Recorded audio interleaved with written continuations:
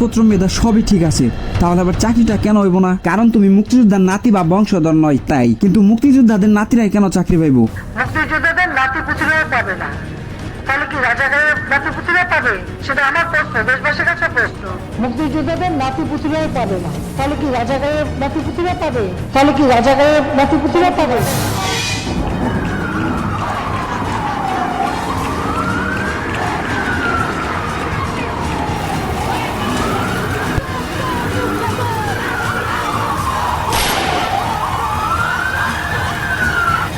Breaking news. এদিকে বাংলাদেশের সকল স্থানে চলছে শিক্ষার্থীদের ও জনগণের এক দফা আন্দোলন। এটি ঠেকাতে সরকারের 5টা কুকুর তথা পুলিশ নির্বোধ বিবেকে গুলি চালাচ্ছে।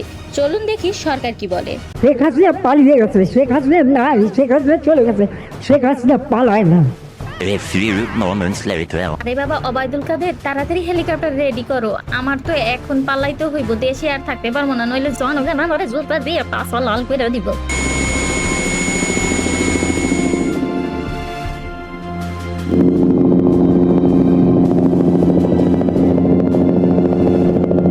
অবশেষে পদত্যাগ করতে বাধ্য হলেন দেশের ছেঁচড়া সরকার শেখ হাসিনা বুড়ি।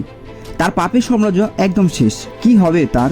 নরেন্দ্র মোদী কি তাকে বউ হিসেবে গ্রহণ করবে? ক্যামেরাম্যান লাল মিয়ার সাথে সোনা মিয়ার ডেস্ক রিপোর্ট। গো আমার নরেন্দ্র মোদী, আমি আসছি গো, তোমার প্রিয় হাসিনা তোমার বউ, আমারে বিয়া করবা না? नहीं हसीना नहीं, এখন हम তোমাকে বিয়া नहीं कर सकते কারণ তুমি আর বাংলাদেশ সরকার नहीं है। চলে যাও হাসিনা, তোমাকে আর ভালোবাসি না। অবশেষে শত ভাইয়ের রক্তের বিনিময়ে দেশটা আবারও স্বাধীন হলো শোষণকারীর হাত থেকে।